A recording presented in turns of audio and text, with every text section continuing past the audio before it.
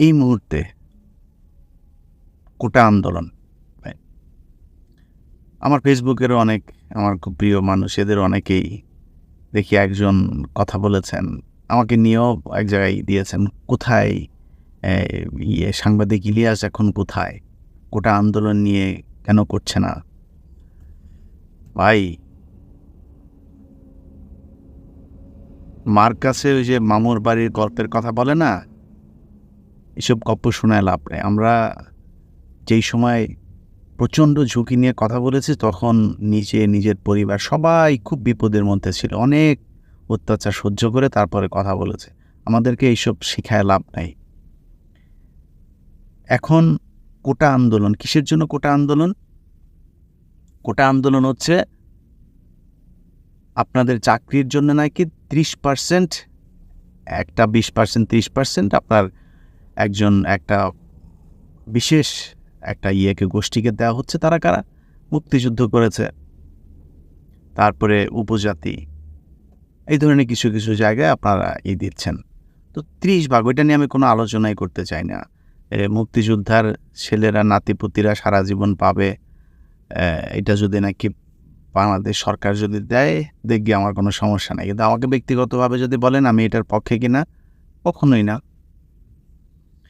মানে ওনার বাপদাদা, এমনিতে বাংলাদেশ মুক্তিযুদ্ধ করে স্বাধীন হয়নি, এটা হচ্ছে 1 নাম্বার কথা। আরেক হচ্ছে ওর বাপদাদারা দেশ স্বাধীন করেছে, সেটার জন্য ভাতা দিচ্ছে, বহুত সুযোগ সুবিধা নিচ্ছে এরা। আবার ফের আইসা লজ্জা করে না? মেধা নাই, তারপরেও আপনারা যা চাকরি নেবেন কিসের জন্য? যার মেধা আছে সেই চাকরি নিবে, আপনি নেবেন কেন? লজ্জা করা উচিত। এরা আবার মাঝে মধ্যে আন্দোলনও করে, কত লজ্জা, ভিক্ষা করে যায়। কিন্তু 30 ভাগ যদি আপনি বাদ দেন, বাকি থাকে 70 ভাগ। এই 70 ভাগ চাকরি কি আপনি পান? মেধা অনুযায়ী আপনি পান? আরে ভাই, 30 ভাগের জন্য যুদ্ধ করছেন, 70 ভাগের জন্য যুদ্ধ করেন।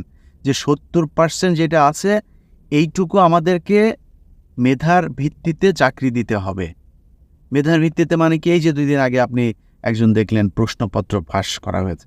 প্রশ্নপত্র ফাঁস বহুদিন ধরে চলছে, এটা তো সরকার নিজে থেকেই করছে। শিক্ষা ব্যবস্থাকে ধ্বংস করার জন্য সরকার নিজেই ভারত থেকে তাদের থিওরি এখানে পার্সেল করেছে। তো এটা তো সরকারের খুশি হওয়ার বিষয়। এখন দেখেন, আপনি কয়েকদিন আগে আমার বউ কালকে আমার কোশ্চেন করছে, যাচ্ছে এই যে সোহেল ভাইপার, এটা কি জিনিসটা? কি সোহেল ভাইপারটা কি আবার? মানে আমি তখন বললাম যে ও বলছে সাপ। ওই যে সাপ যেটা, ওইটা বলছে হ্যাঁ। তো দেন এই সোহেল ভাইপার আর রাসেল ভাইপার, এটা নিয়েও কত মাতামাতি। তারপরে এই যে মাঝখানে একটা ছাগল, একজনের ছাগল কিনেছে 15 লাখ না কত লাখ টাকা দিয়ে ছাগল কিনেছে। বিচার করছে এদেরকে কারা?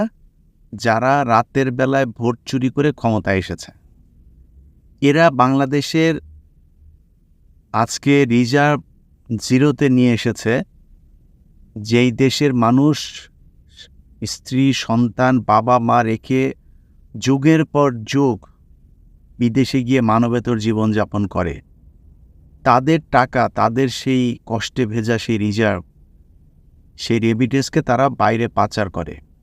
সেই চোরেদের কাছে আপনি 15 লাখ টাকার এই কুরবানি দিচ্ছে। আরে ভাই, বাংলাদেশে পিয়নরাও এই টাকা কামাই, নতুন কিছু না, এত মাতামাতির কিছু নাই তো।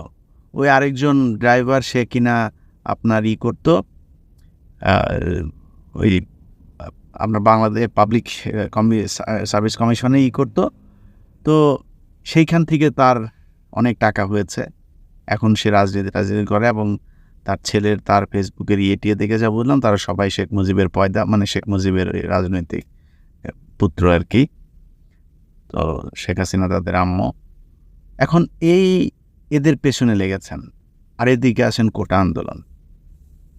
ভাই, চীন সফরে শেখ হাসিনা একদিন সংক্ষিপ্ত করেছে, কারণ কি?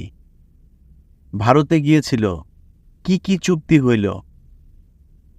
চীনে কি চুক্তি হলো? কি কারণে চীনের কাছে শেখ হাসিনা $20 বিলিয়ন ঋণ চাইল?